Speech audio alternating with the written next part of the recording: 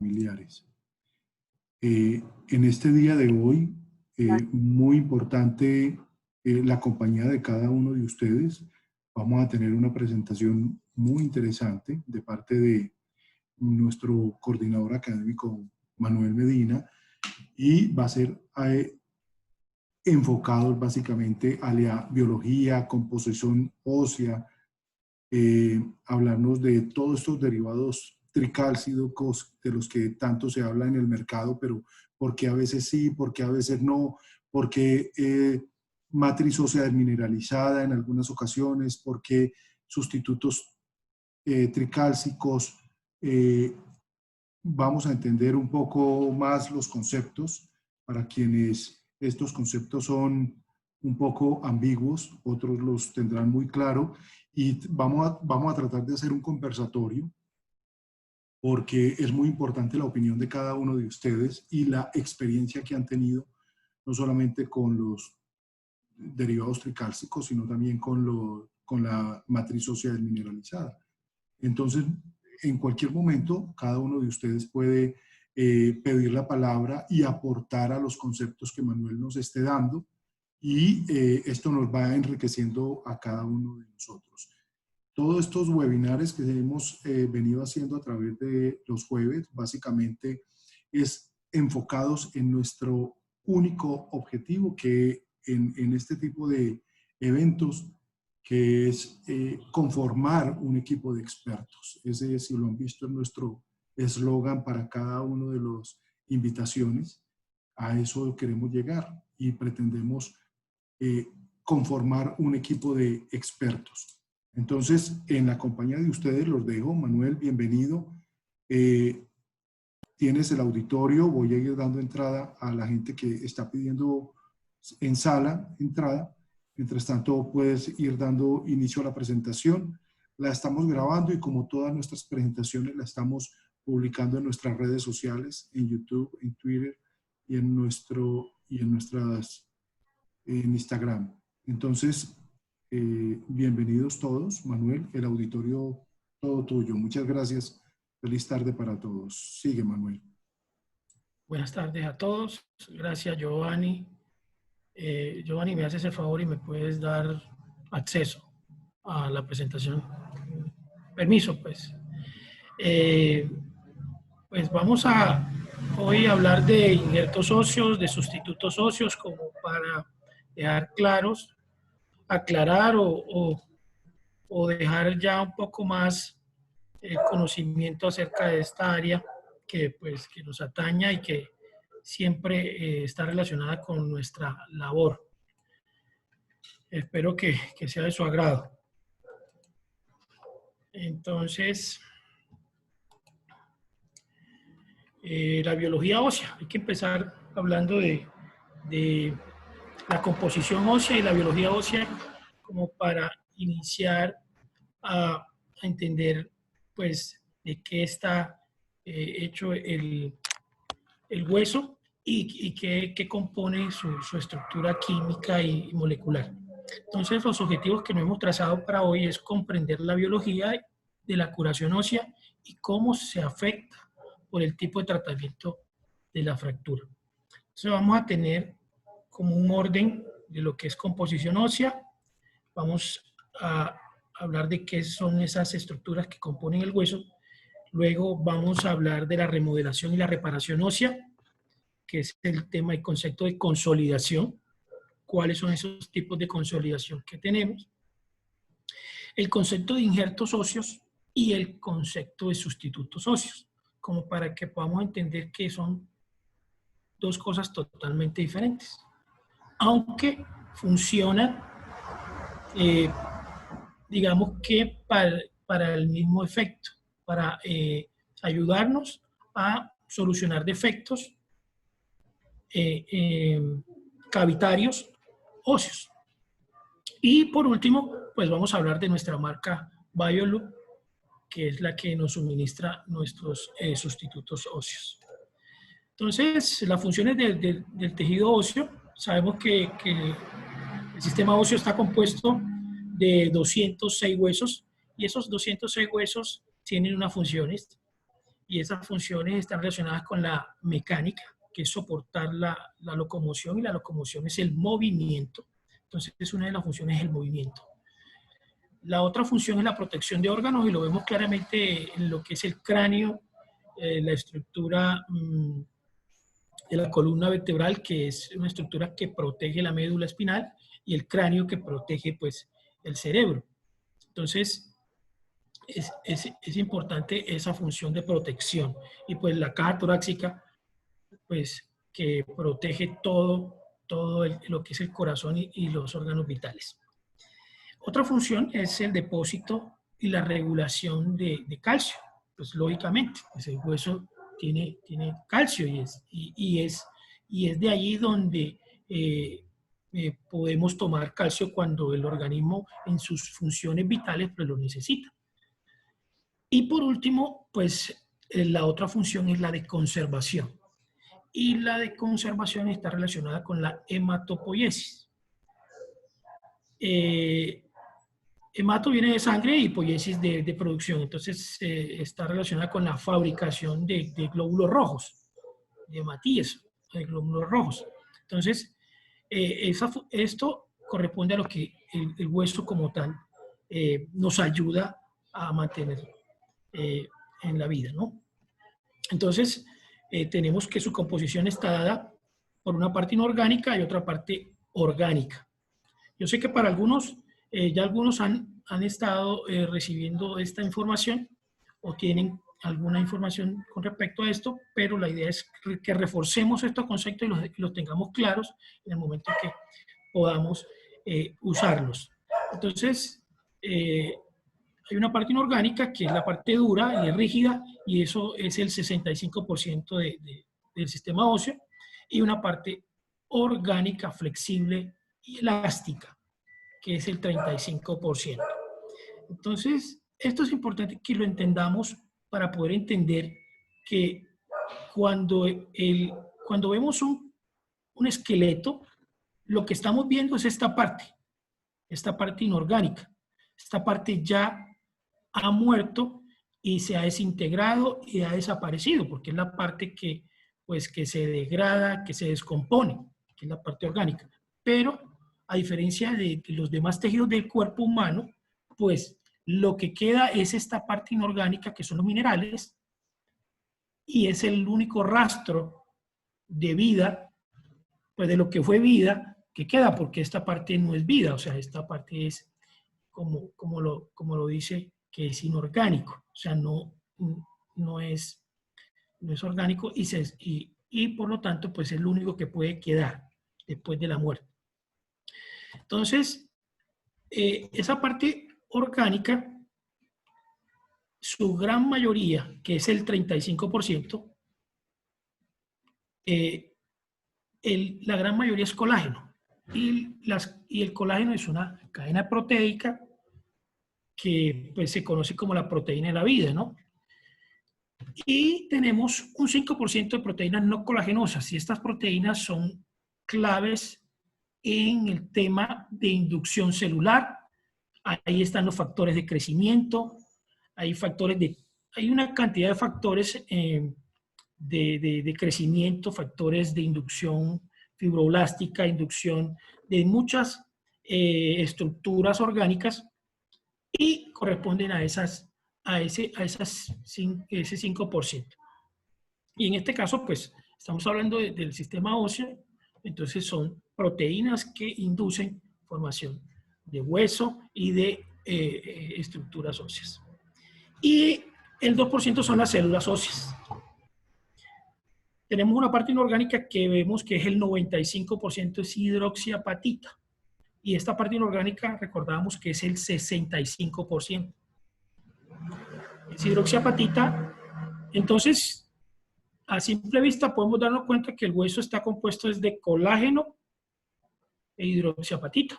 Eso sería su gran volumen en composición. Pero bueno, sin dejar de lado las estructuras importantes como son las proteínas no colagenosas y las células y otros minerales que también están en el cuerpo. Eso compone el hueso. para ir un poquito más a fondo y entender todo esto,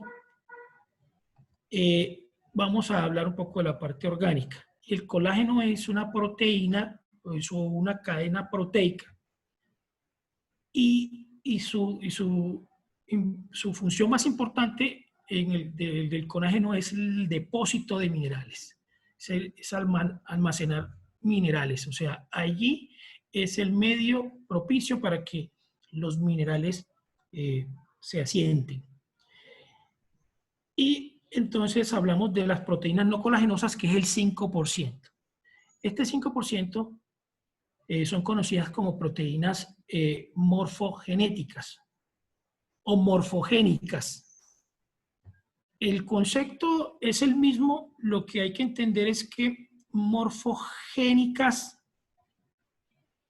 son extraídas del cuerpo y morfogenéticas son hechas en un laboratorio. Entonces, pero es lo mismo, se traduce proteína, bone, hueso, morphogenic, proteína, en inglés, ¿no? Y aquí están todos estos factores de inducción celular, todos estos factores fibroblásticos, que bueno, que esto es toda una ciencia, y donde entran todo el tema de las células madres y todos esos factores inductores. Entonces, eso sería el 5%. El 2%, entonces, hablamos de células óseas, propiamente dichas, y dentro de estas células, las más importantes son el osteoblasto, el osteoclasto. El osteoblasto como célula formadora de colágeno. Es una célula que se encarga de producir colágeno. Entonces, miren la relación.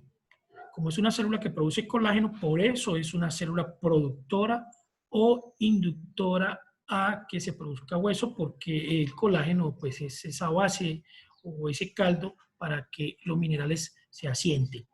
Y los osteoclastos es una célula que posee una enzima que lo que hace es degradar el hueso.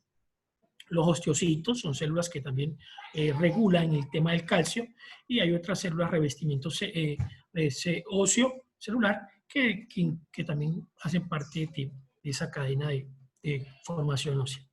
La parte inorgánica entonces es la hidroxiapatita, y por eso vemos en muchas estructuras nuestras, en los chans que usan los médicos que son recubiertos de hidroxiapatita, porque es pues básicamente la parte más grande que tiene el hueso y que es lo que realmente lo estructura como tal. Entonces, miren que esta sustancia química o esta composición química la encontramos en algunas estructuras que se venden en el mercado. Y bueno, los otros minerales que, pues, sobra decirlo, el magnesio, el sodio y otros minerales que hacen parte de las funciones vitales del cuerpo. Con esta imagen quiero hablar un poco más sobre esta célula. Esta célula es muy importante. Y esta célula osteoprogenitora es la célula madre. Y hoy en día se viene hablando mucho de las células madres, y en todos los órganos, en todos los tejidos tenemos células madres. Células madres de adiposas, células madres óseas como la que tenemos acá, y estas células madres es simplemente una célula que se puede convertir, por eso se llama una célula multipotencial, se puede convertir en osteoblasto o en osteoclasto, o sea, se puede derivar, y eso va a depender de algunas situaciones que hemostática que el organismo tenga en alguna situación de estrés o de alguna situación que esté ocurriendo con el organismo, ya sea una fractura o una pérdida de minerales. Entonces, estas células van a producirse o en osteoblasto o en osteoclasto, y lo vamos a ver. Los osteoblastos son células formadoras de hueso, forman colágeno, como habíamos dicho, son proteínas que forman el osteoide. El osteoide es la masa proteica antes de convertirse en colágeno para recibir los minerales. Da origen a los osteocitos y a las células de superficie en reposo. Los osteocitos, como les decía, es una célula de regulación calcémica que activa o desactiva los osteoblastos y hace una liberación de calcio o en la sangre o lo atrae o lo lleva. Y participa en la remodelación ósea. O sea, lo lleva al hueso o lo saca del hueso. Los osteoclastos, entonces, es una célula que tiene una enzima degradadora y que es una enzima que degrada el hueso. No degrada otra cosa más, sino que solo degrada el hueso. Y por eso esta es la célula de la reabsorción ósea. Entonces, cuando el médico habla de que hubo una reabsorción por un metal, porque hay una reabsorción en el tejido, es porque se activó la cadena osteoclástica. Entonces, es un concepto que de pronto van a escuchar. Entonces, el doctor dice, se activó la cadena osteoclástica, es porque está un proceso de reabsorción ósea, se está perdiendo hueso por algo. Y eso pues vamos a ver si lo analizamos más adelante. Y lo mismo cuando se activa la cadena osteoblástica, cuando se habla de activación de la cadena osteoblástica, y con esto estamos relacionados con los injertos sintéticos que vamos a mostrar el día de hoy, es porque se activa la cadena osteoblástica. Pero para activar la cadena osteoblástica se activa también la cadena osteoclástica para degradar. Entonces ahora vamos a entender un poco más cómo es este movimiento. Y las células superficiales en reposo, que provienen de una acción de los osteoclastos. Entonces, los osteoblastos crean colágeno con el fin de crear hueso. El colágeno es flexible y posee poca fuerza compresiva. Y los minerales en forma de hidroxiapatita se depositan en el colágeno. La hidroxiapatita es quebradiza, o sea, todo lo que es duro, solo duro, se rompe fácilmente como una tiza. Y por eso hay una patología de los niños que se fracturan fácilmente, y es porque esos niños han perdido colágeno o tienen una deficiencia de colágeno, y entonces solamente su hueso está con hidroxiapatita. Y si no hay esa mezcla de hidroxiapatita con el colágeno, no vamos a poder tener lo que es el hueso, que es una estructura fuerte y flexible a la vez. Entonces, esa mezcla de esas dos estructuras es la que nos dan la condición y las características especiales que tiene el tejido óseo.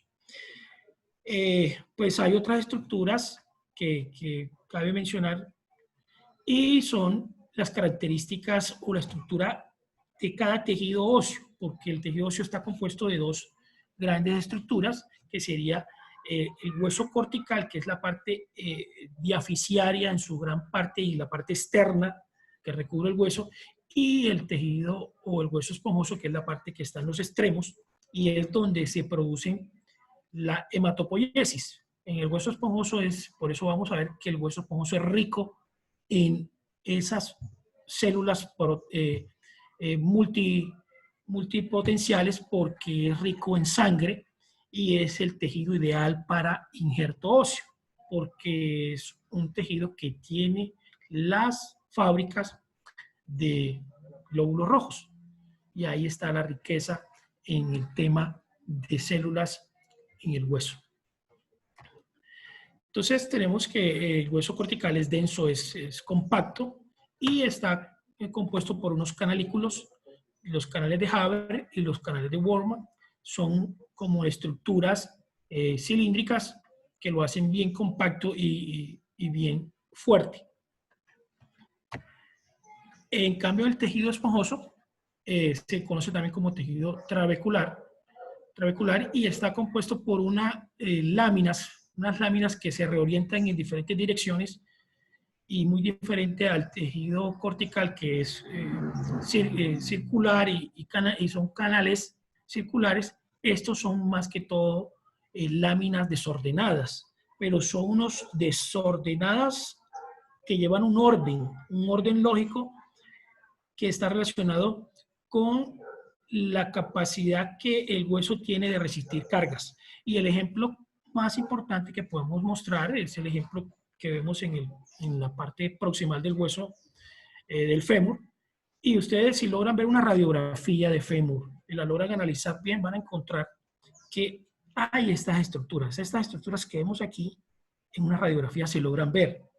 En algunas veces se ven muchas, en otras no se ven tantas, pero es porque pues, en la condición de osteoporosis de algunos pacientes van a hacer que estas estructuras no se vean tanto. De pronto en un paciente joven vamos a ver las estructuras un poco más fácilmente y en un paciente anciano no tanto. Pero es porque esto también nos ayuda a definir el tema de qué tipo de osteoporosis podemos tener con el paciente. Entonces, estas estructuras simplemente es para entender que estas trabéculas, que son todas estas láminas, están aquí, pero van en estas direcciones, como vemos aquí. Está bien en esta dirección. Estas direcciones se llaman de compresión. Estas trabéculas que van en esta dirección se llaman trabéculas de tensión. Entonces, estas de compresión y estas de tensión, y estas son secundarias de compresión y estas son secundarias de tensión, hacen que esta estructura aquí, en el cuello, se convierta en la zona más fuerte que tiene el fémur. Por eso, ustedes van a ver que los clavos intramedulares, cefalomedulares, la dirección que el cirujano siempre busca es que la hoja o el tornillo quede en este área, porque esta área va a estar mucho más fuerte, protegida por todas estas trabéculas. Sí, por eso cuando el tornillo le queda en la mitad del cuello, el doctor muchas veces no está conforme y pide que volvamos a pasar otra guía mucho más abajo. Entonces, por eso, porque está tratando de que este triángulo de Ward, que así se llamó o se llama, buscando esa posición. Aquí estaría el cálcar, que sería el punto donde el cuello ya termina, termina el cuello e inicia la cabeza. Bueno, un hueso roto cura porque está roto. Sin embargo, son necesarias las condiciones mecánicas y las mecánicas las podemos ofrecer con el tema de los implantes y el sistema óseo, el sistema de osteosíntesis que utilicemos. Y las condiciones biológicas, pues lógicamente van a depender del paciente, de su edad, de su condición de nutrición, de su condición genética, y esos factores son netamente biológicos para consolidar. Entonces las fracturas de un hueso, cuando se produce una fractura, como vemos en esta fractura de fémur distal, ¿qué se interrumpe? Se interrumpe la circulación, que es todo lo que lleva los nutrientes, y se interrumpe la transmisión de fuerza. Entonces son esas dos condiciones que pasan cuando hay una fractura. Se interrumpe la circulación, que es la de nutrición o alimentación, y la de transmisión de fuerza en este caso, porque estamos hablando que son estructuras de protección y estructuras de movimiento. Entonces, con una buena vascularización, el movimiento en el foco de fractura inicia el proceso de curación. Entonces, es importante que cuando esto sucede, pues no se altere la vascularización no se altere, y debemos tratar de evitar en lo posible que se dañen las estructuras de nutrición para que se forme un callo óseo. La respuesta vascular y celular conduce a la diferenciación de los tejidos y a su mineralización, restaurándose así la integridad mecánica del hueso. Es importante nuevamente aclarar que para que el tejido cicatrice y luego se genere todo el proceso de mineralización, tienen que estar dadas todas esas condiciones. Las condiciones de nutrición, las condiciones de que la vascularización no esté afectada para que empiece ese proceso de mineralización. Entonces, en el concepto de consolidación, el hueso puede tomar dos direcciones. O cicatriza con un callo óseo o cicatriza sin callo óseo. Esas dos direcciones pues le van a dar dos nombres a la forma de cómo se repara el hueso. Entonces, vamos a hablar no de esta primera, sino de esta segunda, que realmente fue la primera que conoció el mundo. Y la reparación que se conoció primero fue esta, aunque esta se conozca como reparación secundaria, la que conocimos inicialmente en la humanidad fue la formación de callo óseo, y era colocar una plantilla, una reglilla al hueso fracturado o una distracción y que él se reparara biológicamente solo. Esa reparación es clásica, la que se realiza fisiológicamente con un hueso que se fractura normalmente y donde le podemos colocar medios ortopédicos o una fijación rígida que sea tipo que nos dé la condición de un micromovimiento para que se forme callo óseo. En cambio, la reparación ósea primaria, que pues la conocimos fue después cuando empezamos a usar las placas.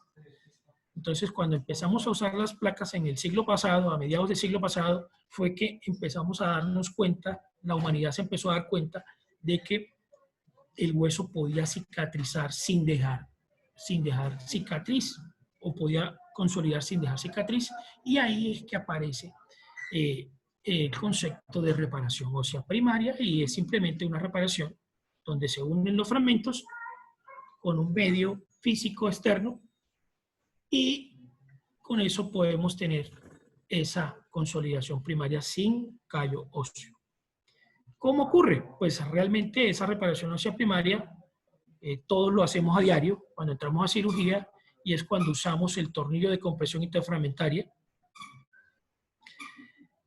El tornillo de compresión interfragmentaria que todos ya lo conocemos, o la compresión dinámica. Son dos tipos de compresión y ahora de pronto las aclaramos. Se necesitan necesariamente para que esta reparación ósea primaria se dé, se necesita que haya compresión, ya sea interfragmentaria o dinámica. ¿Cuál es una y cuál es la otra? La compresión interfragmentaria ocurre en el vector perpendicular al hueso.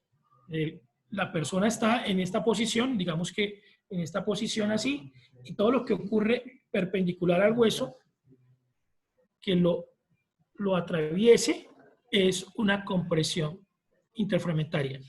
Y cuando la compresión es en el mismo eje longitudinal del hueso, estamos hablando de compresión dinámica. O sea que ambas compresiones nos pueden dar una reparación primaria, pero lo que cambia es el vector.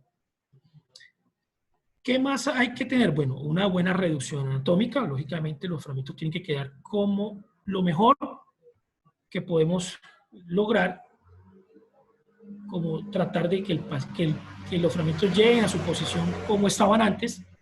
Y lo que hablábamos, una mínima movilidad del fragmento, de los fragmentos, y un gran aporte vascular inmediato. O sea, que el tema vascular nuevamente, se lo menciono porque es un tema que hace que los tejidos, o sea, logren su vascularización, su consolidación lo más rápido posible. Entonces, estos son temas muy claros que hay que entender, porque a veces se nos olvida que esta parte vascular retrasa el proceso de cicatrización si se hace mucho daño en el momento de colocar un implante. La otra reparación, entonces, la secundaria, que realmente fue la que conocimos primero, y ocurre, como ustedes lo conocen, primero viene una fase, ocurre la fractura, y viene entonces una fase de inflamación, una hemorragia, y eso produce pues un hematoma. Luego viene una etapa de granulación, lo vemos aquí en esta imagen, y luego esa etapa viene caminando a una etapa de tejido conjuntivo. Y por último, entonces, ya viene una formación de callo, fibrocartílago como vemos acá. Ya después se viene ya una etapa de mineralización, Y al final ya lo que viene es que ese hueso mineralizado o compacto, por último viene una fase de remodelación. Pero esa fase de remodelación es ya con el hueso cicatrizado o consolidado. O sea, ya en la etapa 4 ya tenemos hueso. Listo. Hueso finalizado. Y ya esta fase es una fase de remodelación, es donde hay unos cambios, donde el callo cambia. El callo puede estar bien grande y termina un poco más delgado. Ya esa es la fase de remodelación ósea. Ese es como el ejemplo más claro donde lo podemos ver. La ley de Wolff. Wolff decía que el hueso tiene una notable habilidad para adaptarse a las cargas que se le aplican, los esfuerzos mecánicos y los factores de crecimiento celulares, las proteínas morfogenéticas y las condiciones biológicas hacen que todo esto permita mantener la remodelación. Y el hueso se está permanentemente remodelando. Además, es una de las funciones especiales también, o de las cosas que hace el organismo, el hueso, como tal, es la remodelación. Es algo muy chévere porque no está siempre cambiando, el hueso está siempre moviéndose o moviéndose su mineralización, sus minerales, el calcio, y se sigue moviendo. Entonces, esas cosas dependen de los factores mecánicos, por eso se le pide a la gente o a los pacientes y a todo el mundo que haga ejercicio, que se mueva, porque eso activa esta fase de remodelación ósea y se mantiene en la persona con los huesos sanos. Y, lógicamente, pues sus factores de crecimiento celulares se mantienen también sanos. Lógicamente, esto también está dependiendo de algunos temas genéticos y que, bueno, que no estamos exentos de sufrir. Pero cuando no hay carga, como es el caso de cuando una persona deja de hacer ejercicio o pierde una función de movimiento, entonces se activa la cadena de reabsorción. Y entonces recordamos lo que hablábamos anteriormente de las células, y entonces aquí se activa la cadena osteoblástica y aquí se activa la cadena osteoclástica. Y con eso se coordina todo lo que es la resorción y la formación ósea. Entonces, la coordinación de eso, de la resorción y de la remodelación, nos van a dar la consolidación ósea. Y este es un proceso que ocurre en el hueso todo el tiempo, todo el tiempo. ¿Por qué? Porque siempre va a haber resorción y cuando se activa la resorción, enseguida automáticamente viene la fase de remodelación, donde va a haber hueso nuevo, hueso nuevo. Entonces, eso es un ciclo. Un ciclo, este es el cono, que hablamos del cono de formación o de remodelación, y es simplemente lo que vemos aquí, los osteoclastos comiéndose el hueso, o las enzimas que se comen el hueso, y enseguida se hablamos el tejido osteoide que viene aquí abajo, y aquí están los osteoblastos activando ese tejido osteoide, que al final de cuentas ese tejido osteoide se va a convertir en, ¿qué? En colágeno. Y el colágeno es que esa proteína especial de vida donde va a permitir que los minerales, que llegue a la fase de mineralización. Y ahí se va a producir el hueso. Eso es más o menos todo. Todo eso es muy chévere, muy bonito, pero hay cosas que entendemos que hay fallas. Y esas fallas están relacionadas con escoger el material, el implante, el paciente, sus condiciones biológicas, todos esos factores que ya sabemos que pueden pasar. Y vamos a encontrar problemas como retardo en la consolidación. Y un retardo de consolidación es después de la 10ª semana. O sea, estamos hablando de 2 meses y medio.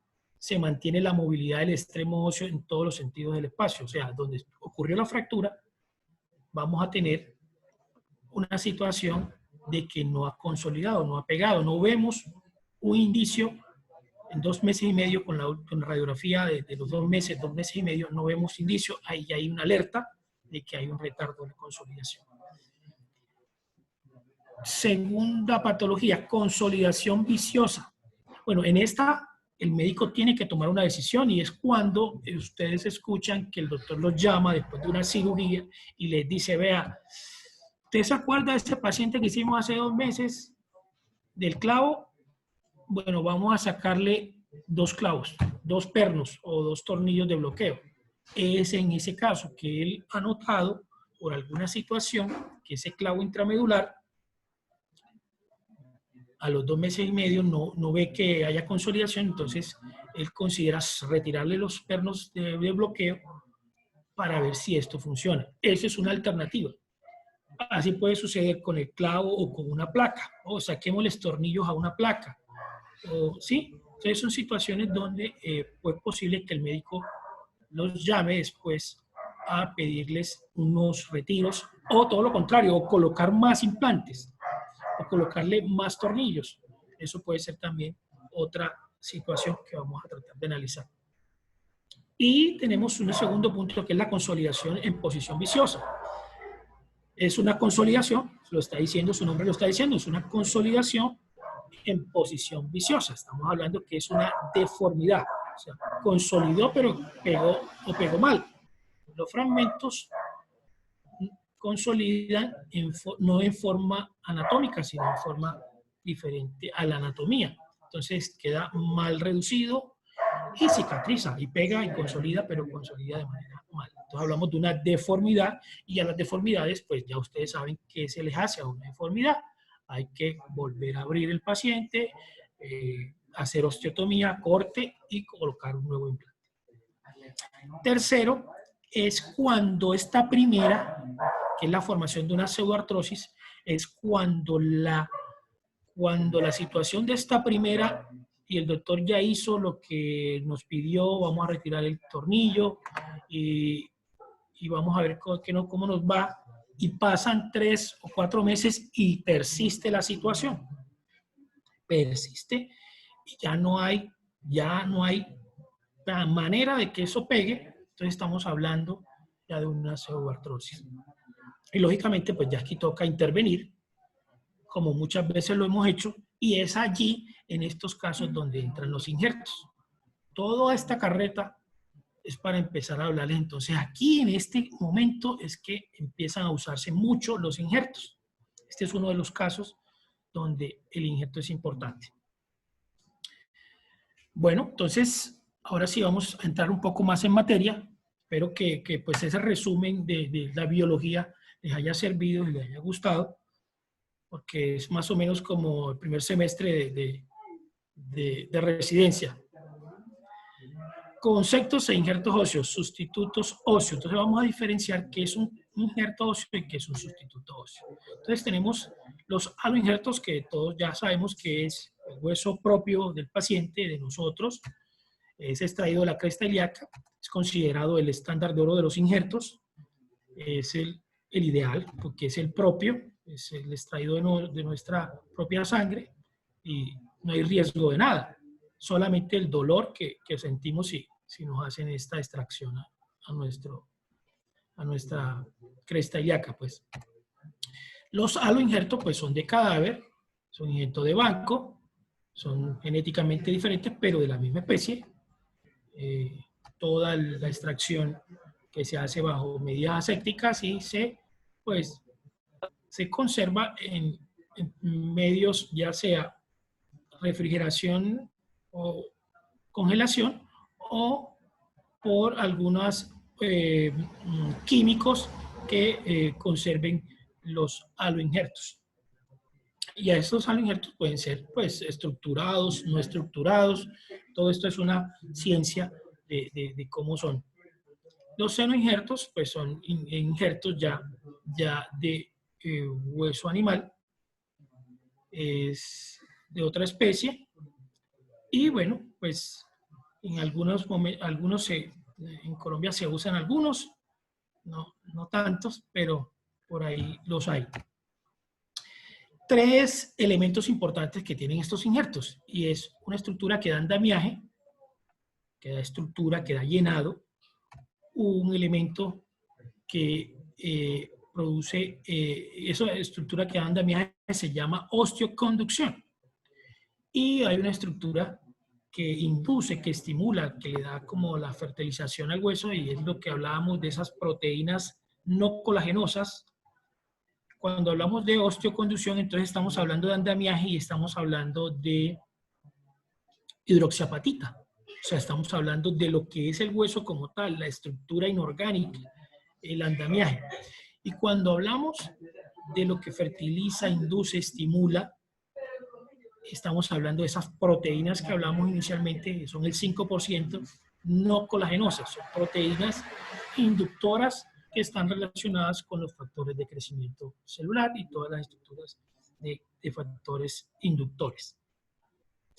Y por último, las células vivas, que pues lo que nos dan es que se conoce como osteogénesis, que es la células que generan crecimiento y vida. Entonces, estos tres elementos, el único injerto que lo tiene es el autólogo, el que nos sacan o extraen directamente en cirugía. Es el único que tiene estas tres condiciones. Lo demás en el mercado podemos encontrar alguno de estos sueltos. Las células vivas no lo vamos a poder encontrar, o el injerto vivo no lo vamos a poder encontrar. Lo que podemos hacer con las células vivas es inducir, es inyectarle células vivas, y eso sí sería algunos injertos como el que vamos a mostrar ahora. Podemos suministrarle suero o sangre de médula ósea o sangre traída del torrente sanguíneo a los injertos para agregarles algo de estos tres elementos. Entonces, es importante entender entonces que tenemos unas células madre pluripotenciales, que son capaces de diferenciarse en estructuras que necesita el organismo de acuerdo a esa demanda o a esa necesidad. Y dentro de eso, pues tenemos ya el osteoblasto, que puede producirse en hueso, el condrocito, que es para el tema del cartílago, los miocitos, las células de estroma, los tendones y ligamentos, para producir esas estructuras y esos órganos. Estas son células hematopoyéticas, están dentro de la sangre y de la médula ósea, y ya sabemos que dentro de la médula ósea vamos a estar en la zona esponjosa. Y estas son células mesenquimales, células que tienen una capacidad multipotencial de convertirse en generadoras de más células y de más tejido y de vida. Ahí terminamos como esa parte del conocimiento básico.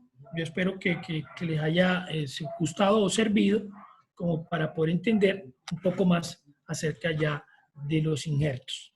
Será como el preámbulo, y vamos a hablar ya de nuestra marca Biolut.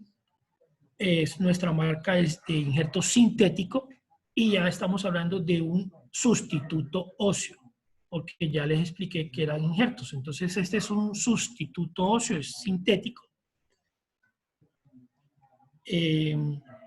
Biolut es una empresa de origen oriental, está ubicada en Shanghai, fue creada en el año 2000, y pues es una fábrica que tiene todas las condiciones y estándares de calidad para producir hueso sintético o sustitutos óseos sintéticos. En este caso, su mayor producto, o el producto que queremos mostrarle hoy, es el beta-fosfato tricálcico. Es un sustituto óseo sintético radio-opaco. Radio-opaco quiere decir que lo podemos ver. Cuando ese injerto se coloca, lo podemos ver en la radiografía. Reabsorbible, osteoconductivo. Entonces tiene una de las características que hablábamos. Hay tres características: osteoconducción, osteoinducción y osteogénesis. Este injerto tiene solo la osteoconducción. Y la osteoconducción está dada por los macroporos. Los macroporos. ahora lo vamos a ver, es una estructura de macroporos y esos macroporos van a permitir que allí se asienten las células de la médula ósea o células sanguíneas ricas en células madre eh, pluripotenciales, donde ahí se va a generar una actividad de las que ya hablamos. Ahí se va a generar la primera cadena osteoclástica. Entonces se activan los osteoclastos a comerse esa estructura. Y por eso les hablaba toda la película antes, para que pudiéramos entender cómo funciona el sistema, estos injertos sintéticos. ¿Qué hace? Estos injertos solo hacen relleno. Rellenan, como hablábamos, es un injerto a base de fosfato tricálcico, es hueso sintético, y llegan las células. Por eso es recomendable que estos injertos puedan ser mezclados con sangre y ojalá sea con médula ósea, que eso sería todavía mucho más efectivo, porque la médula ósea, la sangre de la médula ósea tiene más células mesenquimales ricas en células madres, y las células madres son las que nos pueden generar osteoblastos y osteoclastos. Entonces, llegan los osteoclastos y empiezan a comerse ese hueso sintético. Ahí se activa la cadena enseguida. Apenas llegan los osteoclastos, se llena eso de mucho, como es poroso, se meten todas las estructuras sanguíneas por ahí, los osteoclastos llegan ahí y empiezan a hacer su actividad de fagocitosis, a comerse con sus enzimas, eso, pero automáticamente se activa la cadena. O sea, es un engaño que se le hace para que lleguen las células osteoclásticas y llegan y empiezan a comerse ese hueso dañado, que sería, entre comillas, un hueso que no está vivo. Entonces llega y él lo empieza a dañar. Cuando lo empieza, se activa enseguida toda la cadena, se activan las proteínas no colagenosas, que son todas las BMP y todos los factores de crecimiento, y activan enseguida las células osteoblásticas. Y las osteoblásticas son las células productoras de colágeno. Entonces enseguida se activan los osteoblastos y los osteoblastos van a llegar a esa zona a reemplazar eso que se están comiendo los osteoclastos. ¿Con qué? Con colágeno. Entonces empiezan a meterle colágeno al tema, y cuando le meten colágeno al tema, pues ya lo que viene es la parte de mineralización. Entonces vienen los minerales, ya viene el calcio, por eso la persona en ese proceso tiene que alimentarse bien de calcio para que pueda tener buen suministro de calcio y ese calcio pueda llegar a esas estructuras y convertirse en hueso. Esa es más o menos toda la película que ocurre con este tipo de injerto sintético. Y sus características: es un sustituto óseo sintético, osteoconductivo y reabsorbible. Por eso hablamos de que es reabsorbible, porque se lo termina comiendo todo, el osteoclasto, y lo que se convierte es en hueso. Y ponemos en gránulos de diferentes formas, ahora los vamos a ver. Estas interconexiones de poros, entre más poros haya, y poros grandes y poros pequeños, es mucho mejor. Esa estructura porosa es la que hace que sea de esa manera el proceso. Y macroestructura controlable, porque podemos controlar qué área, de acuerdo a la estructura que tengamos del injerto, ya sea cuadrado, o sea un injerto en gránulos, o una esfera o cuñas, dependiendo de esa estructura.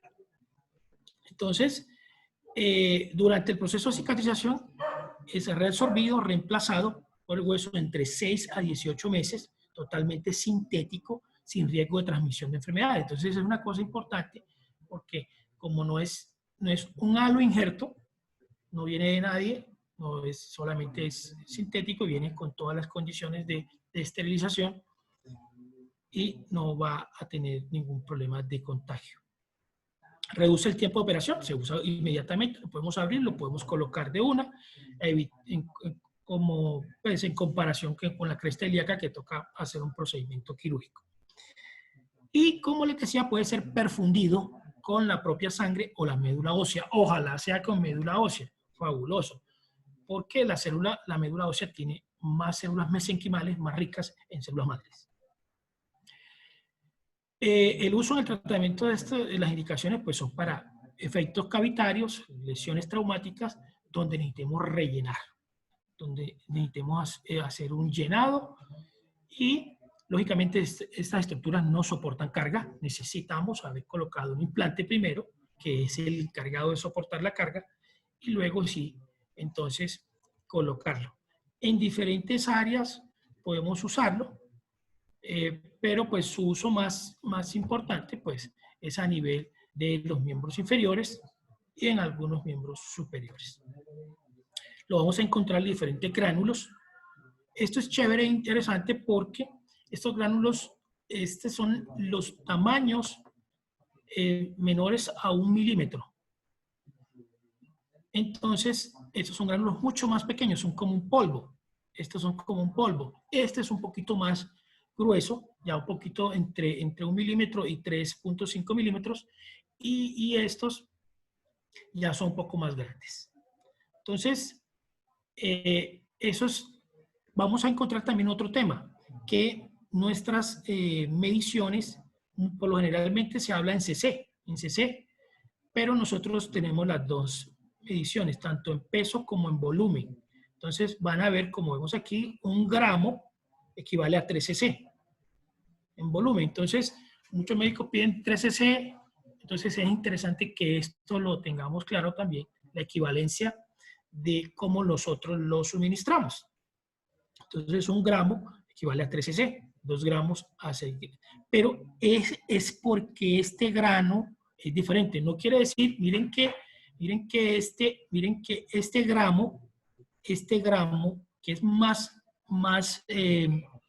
menudo, miren que acá equivale a 1.5 cc. Entonces, no es lo mismo 1 gramo con este gránulo que 1 gramo con este gránulo. Entonces, es importante que lo tengamos en cuenta. Ya aquí, en este caso, sí son iguales. Miren que este gramo sí es equivalente a este, pero en este que es polvo, es diferente. Es bueno que lo tengamos en cuenta. Las cuñas, tenemos una variedad importantísima en cuñas. Ustedes pueden hablar con sus distribuidores para que consultemos qué tipo de cuñas usarían en sus pacientes y podemos mantenerle su stock con las cuñas y los grados ideales que usen sus especialistas.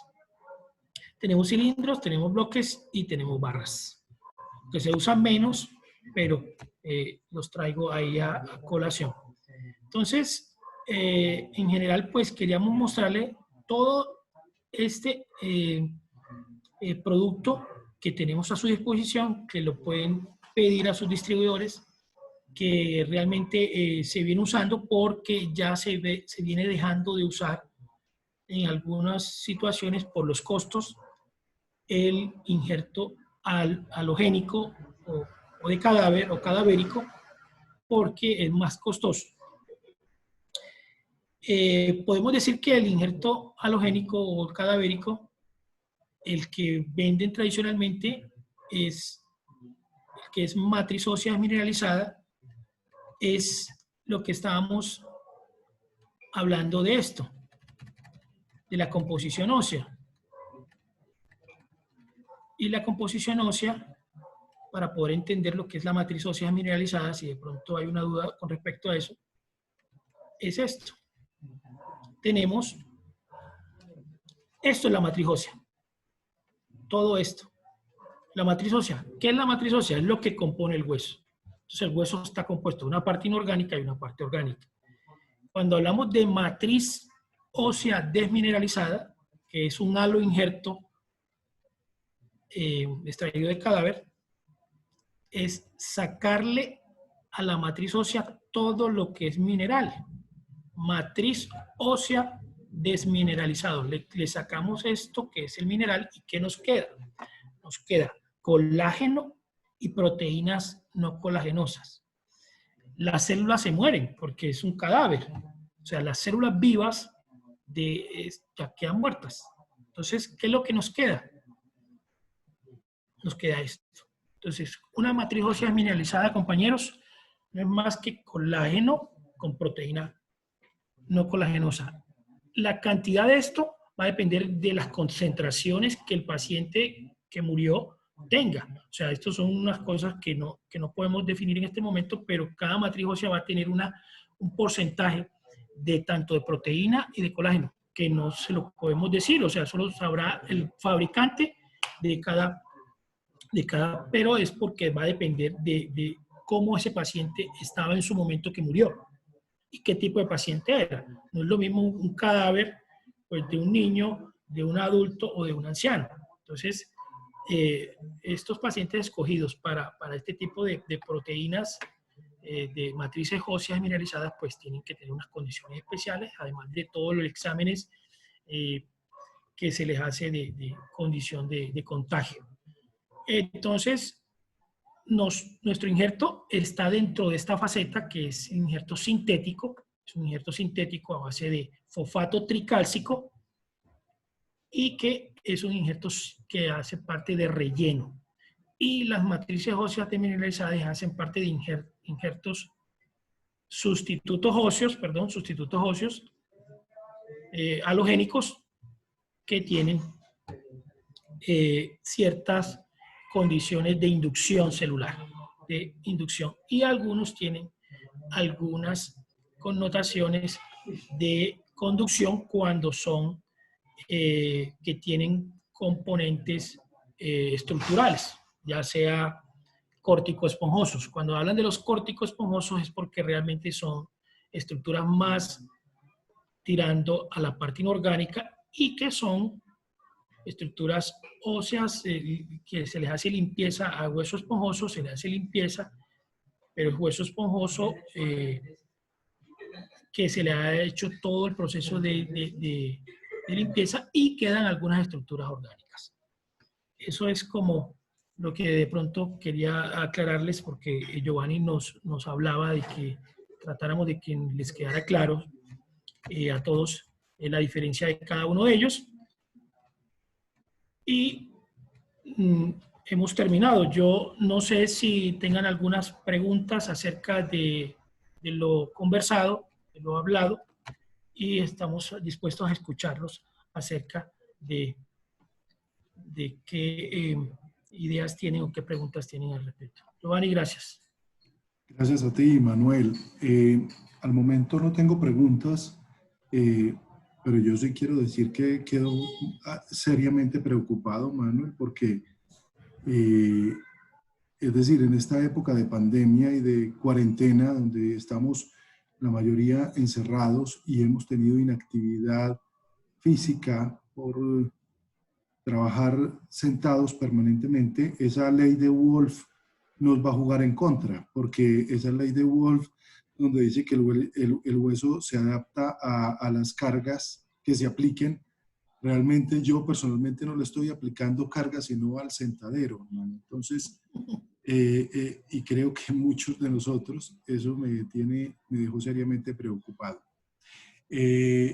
Manuel, muchas gracias. Ciertamente, Giovanni, es necesario hacer deporte y reactivar la actividad física, empezar ya a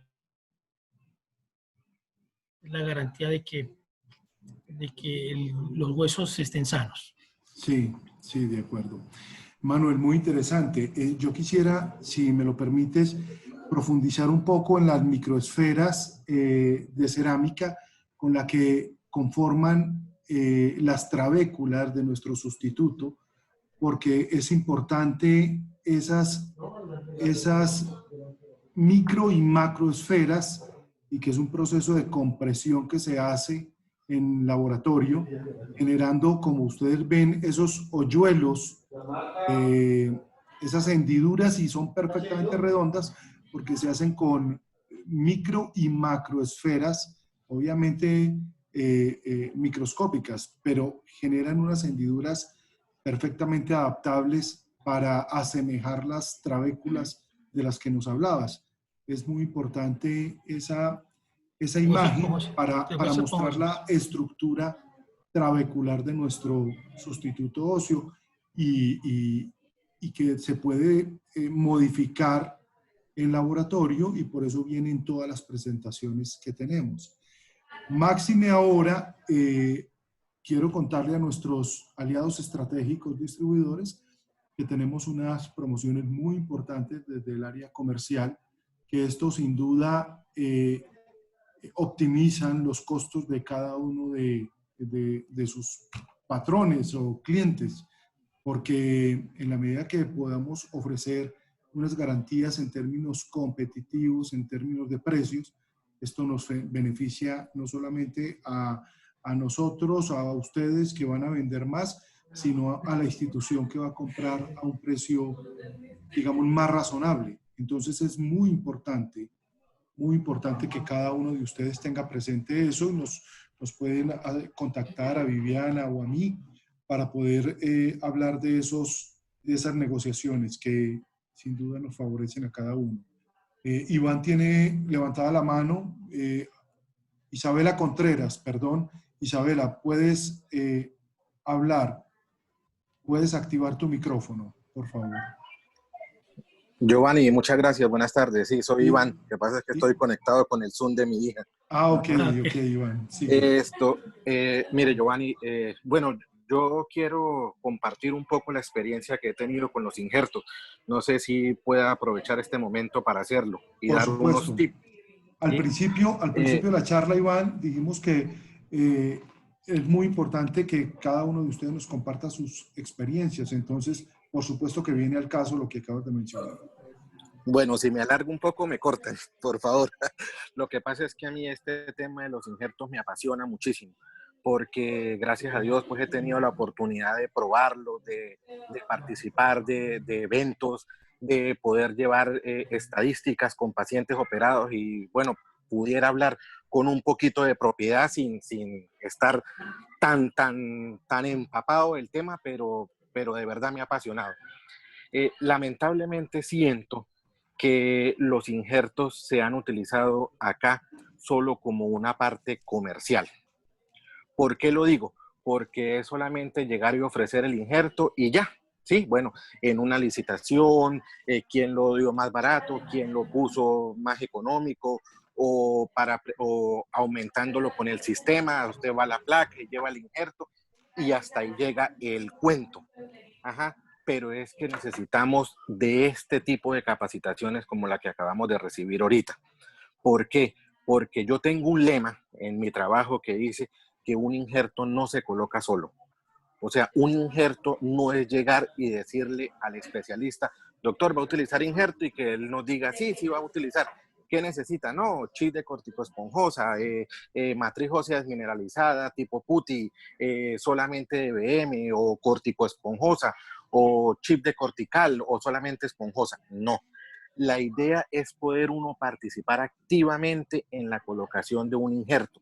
Y un injerto se aprende a colocar de acuerdo a las necesidades transoperatorias, más que planificadas antes, más de que saber de qué tipo de material voy a colocar, es cómo reacciona el hueso en ese momento a la fractura o al evento que lo está dañando, ¿sí? Y es aquí es donde entra la capacitación del personal. Un personal tiene que estar bien entrenado en qué tipo de injerto tiene que ofrecerle al especialista. Uno debe estar en capacidad de decirle, mire doctor, yo respetuosamente considero que debería mirar la opción de colocar un hueso que le dé más consistencia o solamente que necesita relleno o incluso en la forma de preparación. ¿Por qué?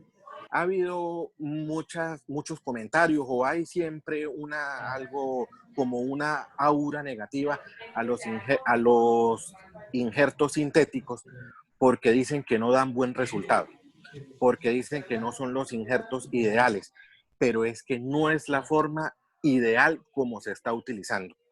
Un injerto sintético tiene que ir mezclado obligatoriamente con algún factor de crecimiento. Un injerto no se puede colocar solamente humedecido en solución fisiológica o pasarlo directamente a rellenar la cavidad de hueso. ¿Por qué? porque como nos decía Manuel, hay tanta formación, o sea, es tanta la capacidad de trifosfato cálcico o es tanta la formación de trifosfato que él tiene, que ese injerto empieza a debilitarse incluso antes de colocarlo. ¿Por qué? Porque se degrada con mucha facilidad. Afortunadamente he aprendido ahorita que ustedes tienen diferentes tamaños de presentación de ese trifosfato cálcico. Pero ¿qué es lo que pasa? Cuando la partícula es muy pequeña, se desintegra con mayor facilidad. Cuando la partícula es muy grande, entonces todos estos círculos, ¿sí?, de los que ustedes nos hablan, como todo este enramado esponjoso, porque yo lo digo que es como si fuera un hueso esponjoso, también se debilita porque se fractura con mucha facilidad. Entonces, ¿cuál es la idea? Es poder uno saberlo preparar antes de colocarlo. Usted coloca un cc en una jeringa y lo inyecta solo en el orificio para rellenar el espacio de pérdida ósea y no está haciendo nada, porque ese injerto no se compacta. Usted tiene que saberlo preparar antes de colocarlo. Entonces, ¿cómo se hace? Bueno, simplemente usted puede colocar, claro, si uno, lo ideal, o sea, lo magnífico sería tener una persona al lado que lo ayudara con una máquina centrífuga y poder sacar, tomarle por una vía aparte, no directamente del sitio de incisión o del campo operatorio, sino una vía aparte, poder tomar 5 o 10 cc de sangre, desintegrar esa sangre, sacar el plasma rico en plaquetas, dejar solamente lo que son las proteínas y esas proteínas poderlas mezclar con el injerto, ya sea la presentación que sea, ya lo tengamos con mini partículas o con macropartículas, como lo traen ustedes. Al uno hacer esta combinación, lo que hace es que simula y mejora de ser solamente un injerto osteoconductor, como nos lo decía Manuel, que no sea solamente un puente para que el hueso se una con las células del cuerpo, sino que haga parte también de una formación osteoinductora. ¿Y cómo se hace? Se rellenan todas esas cavidades del hueso con células madre y al entrar en contacto directamente con el hueso y con la sangre del paciente se van a empezar a formar células osteogénicas inmediatamente. Entonces, por eso es que a veces los huesos, los injertos sintéticos tienden a fallar o incluso dan reacción y han dado casos de infección, porque son muchos los casos que hay con pacientes que se le colocó 20 cc o 10 cc de trifosfato cálcico o de cualquier otro injerto y el paciente se infectó. ¿Pero por qué se infectó? Porque no está bien utilizado. Entonces yo los invito a todos los compañeros que son soporte, los que están en estas charlas, los que son instrumentadores quirúrgicos, que ojalá pudiéramos tener un momento de entrenamiento entre nosotros para poder presentar el injerto como verdaderamente se debe presentar. Sí, el injerto no es llegar y pedirle al circulante, ábrame esa cajita que está ahí en una mesa, después ya cuando se ha reducido la fractura, ya cuando ha colocado las placas y tornillos, pásemelo y usted lo pasa y con el mismo, incluso con el mismo frasco, a veces en el que viene con la presentación, se coloca directamente en el hueso. No, fallamos en hacer eso. El injerto lo debemos preparar nosotros y presentarlo de la manera correcta, repito otra vez, para poder que nos logre los resultados que tanto esperamos. Manuel y Giovanni, yo les aseguro que un injerto bien preparado aumenta los procesos de cicatrización, de osteogénesis, de osteoinducción, de osteoconducción en un 50% más si lo sabemos preparar que incluso colocarlo solo. Entonces, bueno, esta es mi humilde apreciación. Yo he podido trabajar, yo he visto cómo los injertos disminuyen el tiempo de recuperación del paciente. He visto pacientes en la consulta operados con 30, 35 días con fracturas terribles, incluso con material colocado por Waston en placas de tibia distal, en placas de fémur proximal, y el paciente en menos de 30 días llega a una consulta caminando como si nada, o sea, como si fuera un milagro. Tengo también evidencia de eso, entonces por eso puedo hablar con propiedad y decir que un injerto bien preparado y bien colocado ayuda enormemente en la recuperación de todos los pacientes. Muchísimas gracias por escucharme. Gracias, Iván. Gracias, Iván. Sin duda, Manuel, lo que menciona Iván es absolutamente cierto. El tema de los sustitutos óseos es un tema que está, digamos, satanizado, no solamente por algún grupo de especialistas, sino por instrumentadores. Porque en algunas ocasiones, como dice nuestro compañero Iván, simplemente nos podríamos limitar a decirle al circulante: destápeme la cajita que dice 5cc y se la pasamos al especialista y listo. Es un tema importantísimo porque hay que entender lo que nos decía Manuel ahora, realmente restaurar esos tres elementos importantísimos que se pueden perder cuando hay un foco de fractura, que es cuando hablaba de andamiajes referente a la conducción, cuando hablaba de la inducción y cuando hablaba de las células vivas. Entonces, efectivamente, con un sustituto óseo se pueden restaurar dos elementos de tres. Claramente no se va a restaurar el elemento de células vivas para la osteogénesis, sino la importancia de aplicarle células vivas, como decía Iván, con factores de crecimiento, con plasma rico en plaquetas, etcétera, que ya lo están preparando directamente en quirófano. Entonces, restaurar esos tres elementos es absolutamente importante para poder asegurar el buen resultado y desempeño de estas estructuras. Gracias, Iván, por el comentario. Totalmente, sí, señor. Giovanni, yo lo invito de verdad, si algún día la empresa quiere mejorar, o sea, ya con este buen injerto que han traído, y veo que ya veo que con lo que nos ha dicho por los precios y todos pudiéramos ser competitivos, ¿no? Para poderlos ofrecer de ahora en adelante. Yo lo invito a ver si la empresa algún día puede hacer la inversión y se preparan las células madres, se preparan los plasmas. Y ahí en el trasoperatorio esos son 10 minutos, es algo de 10, 15 minutos, una persona preparada para eso y prepara los injertos y se darán cuenta los resultados que van a dar de mejora en todos esos pacientes que vayan a ser operados, se los aseguro. Así es, Iván. Estamos en eso, es un tema de el mundo ya se dio cuenta que las células madres, las células mesenquimales las podemos usar para eso, y lo que tú dices tiene toda la razón. Es posible que los injertos que en algunos casos hayan tenido fallas, es por eso, porque primero se usó de pronto un poro, un gránulo que no era el correcto para la zona.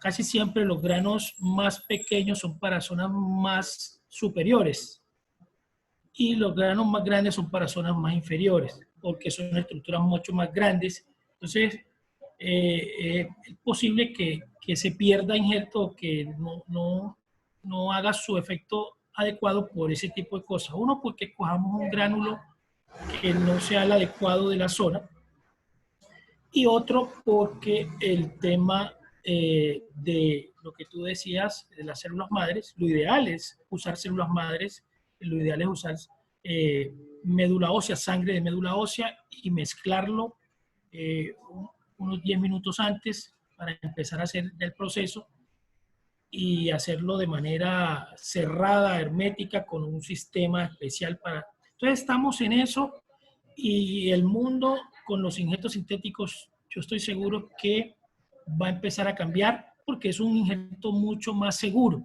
es un injerto más, o sea, no hay riesgo de nada, ahí no hay riesgo de contaminarse, de tener una infección cruzada, ¿no? Es simplemente tu propia sangre tus propias células madre usadas en esta parte. Entonces, eso sí, eso yo creo que vamos a llegar a ese nivel.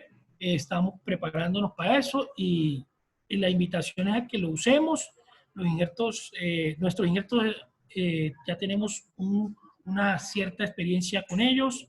Tenemos más de 4 años ya teniéndolos y nos ha ido muy bien. No hemos tenido ninguna queja con ellos al respecto. Entonces la invitación es a que lo usen, lo tengan en sus distribuidores y que lo prueben porque realmente sí es un injerto que tiene calidad y que cumple con todas las normas para hacerlo. Manuel, claramente, pues creo que a muchos de nosotros nos ha tocado implantes que se han fracturado y han fallado porque no se colocó el sustituto o el relleno adecuado en la parte anatómica adecuada y el manejo de cargas es absolutamente importante. Lo que tú decías, pues obviamente los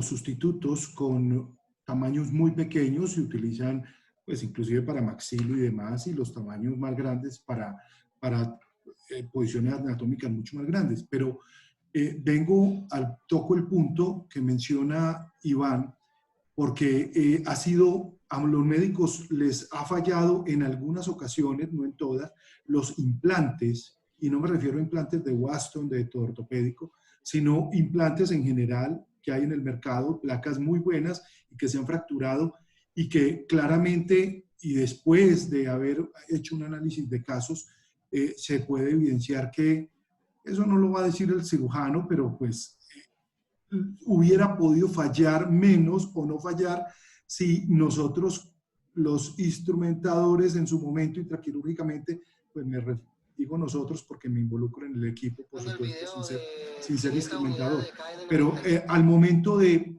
sugerirle el sustituto, fallamos porque no lo hacemos con el debido profesionalismo, pero no porque no queramos, sino por desconocimiento. Entonces, en muchas ocasiones, muchas de las fallas de los implantes por fracturas podría haber sido por la no adecuada elección y preparación del sustituto óseo. Y hay sustitutos óseos, como lo habíamos visto, en gránulos, y hay otros estructurales. Para que un injerto, una matriz ósea desmineralizada, venga estructural, no vienen estructurales. O sea, es costoso conseguir una matriz ósea desmineralizada estructural. No me relleno a microesferas, ni polvos, ni tipo Putin, ni corticoesponjosos. Esos no son estructurales. Para osteotomías, por ejemplo, se requieren de sustitutos de rellenos estructurales que den estructura y preparándolo bien, como dice Iván, restaurando los 3 elementos, andamiaje o conducción, inducción y células, puede mejorar los resultados en ortopedia. Entonces, es una invitación para todos y cada uno de los instrumentadores que asesoran intraquirúrgicamente a los especialistas para dar una asesoría muy profesional cuando se trata de elegir un adecuado injerto o relleno para cualquier espacio que tengan que rellenar. Es parte de nosotros dentro de la asesoría profesional que debemos dar. Manuel. Perfecto. Sí, Giovanni, no, agradecerles a todos por la participación, por la asistencia, por su disciplina y entrega a estos ciclos de capacitación.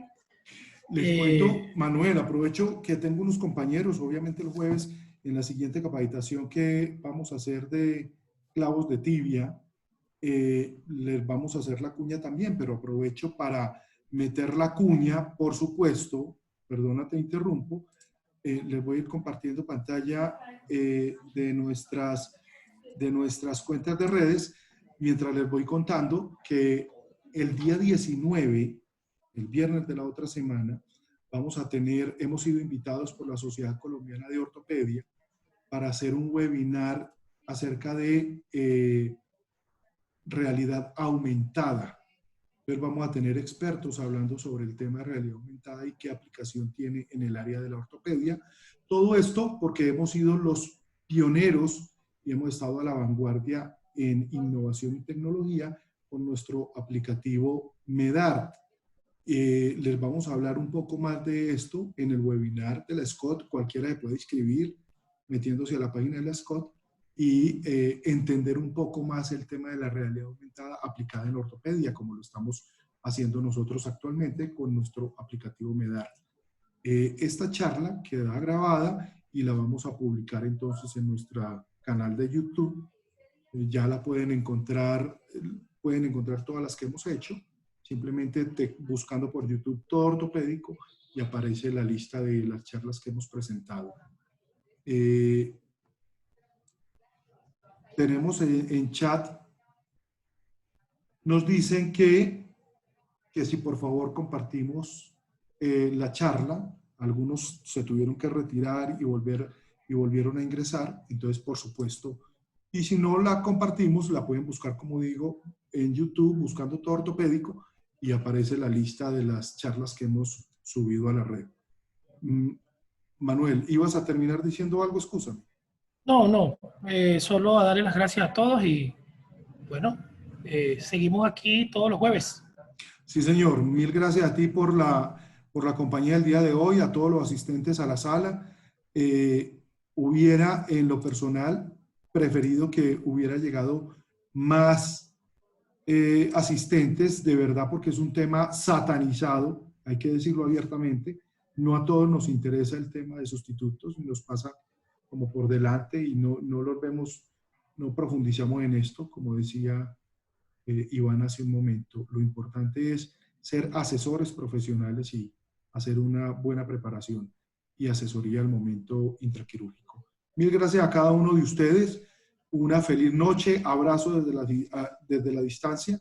Manuel, a ti, mil gracias por la compañía esta noche y estaremos en contacto. Nos vemos el próximo jueves hablando de clavos de tibia. Mil gracias.